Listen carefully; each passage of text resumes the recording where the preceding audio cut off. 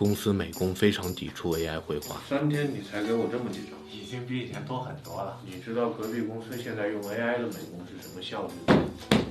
他们做的东西都没有灵魂。我承认他的作品的确比 AI 画的质量要高。林总，我要5张风格不同的新的设计。你怎么不说100张？用 AI 的话，100张也不是不可能。我知道这对他来说是个难题，但是固步自封只会让他和公司变成像当年跟不上数字技术发展的柯达一样，沦为历史影像里的一张剪映。这不挺好的吗？完全没有 AI 的痕迹。这是我自己画，你画了1页，怎么样？可以吗？要是说可以有用的话，我也不会这么逼你。那就是可以了。我明天拿给客户看的。原来是明天才给。小李啊，这位是易通设计公司的全总。全总，小李是吧？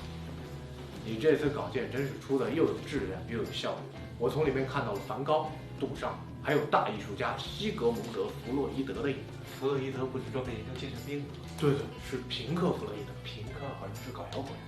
总之，这批你的稿件，全总十分满意。下一批咱们的合作项目，全总指明由你来做。谢谢全总上司，我一定努力。这什么烂东西啊！你的作品啊，我把它们喂给了 AI，AI 基于你的设计，给了我几百种不同的方案。你直接拿我的给他不行吗？客户本质上是消费者，你得让消费者有各种各样花里胡哨的选择。你这是在侮辱我。我真的非常理解你们年轻人的美学追求，理解，但是无法遵从，因为目前它的效率和公司的效益是冲突的。你跟我吼什么？我不跟你吼，你辞职吧。不辞，你开除我。你被开除了，任佳瑜。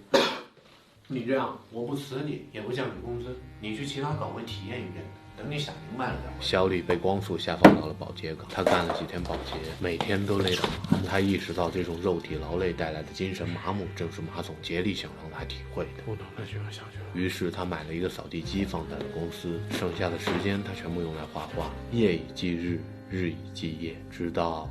小李啊，什么时候回来我们设计？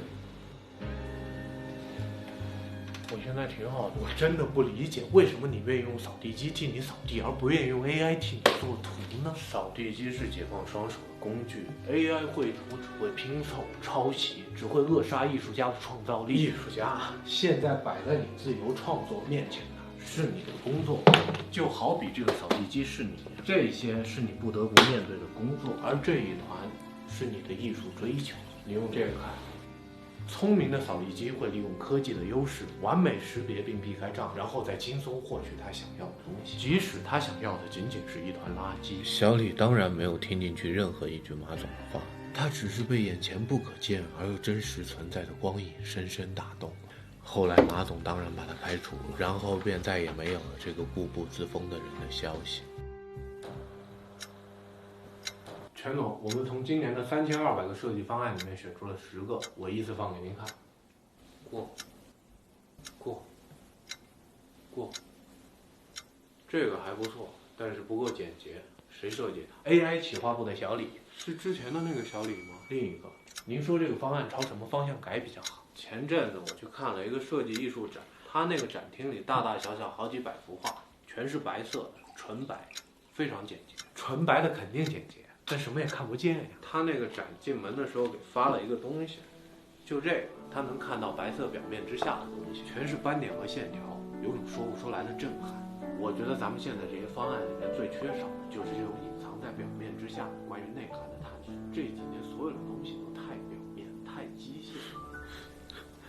第一次看见他的时候，你想说你好，但是你什么都没说。第一次看见他的时候，你想说你挡着我看电视了，但是你什么都没说。第二次见面的时候，我不小心撞了他一下，我想说对不起，但我慌得什么都没说。第二次见面的时候，他撞了我一下，我想说你，但我疼得什么都没说。第三次见面的时候，你向他借了一个充电器。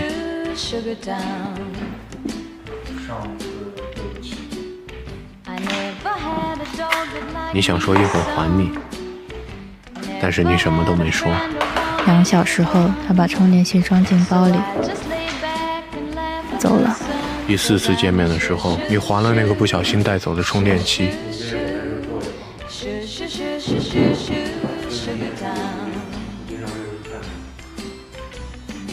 然后你莫名其妙的，或者早有预谋的说起了你的过去。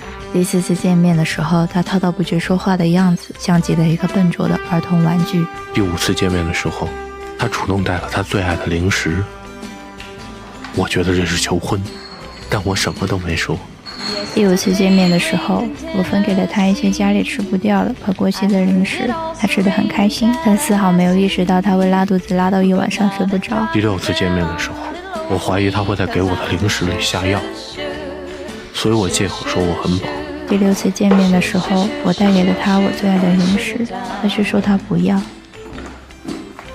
那个，不是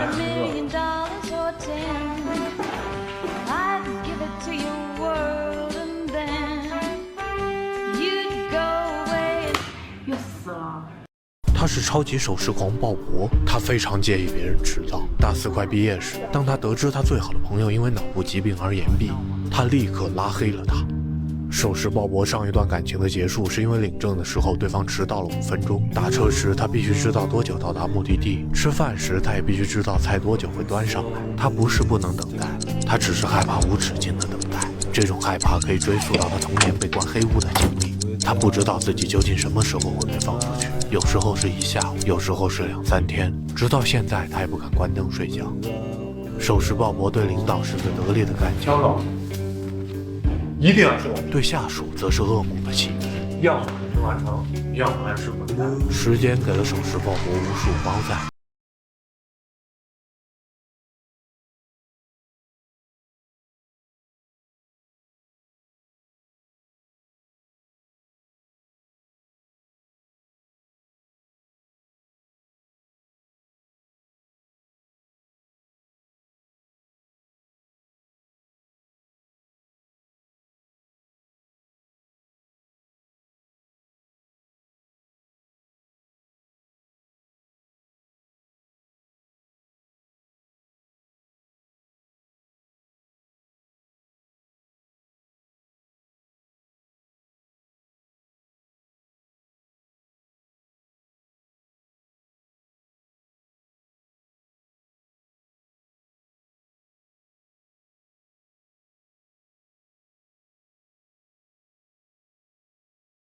他没到，他立刻想走，但他舍不得，但他无法原谅一个玩弄时间的人，还是在语气这么肯定的情况下，但他舍不得，这让他的胃部感到一阵痉挛。他等了5分钟，他等了8分钟，他不敢相信自己竟然等了10分钟。他把手表的分针回拨了10分钟，他等了整整1小时。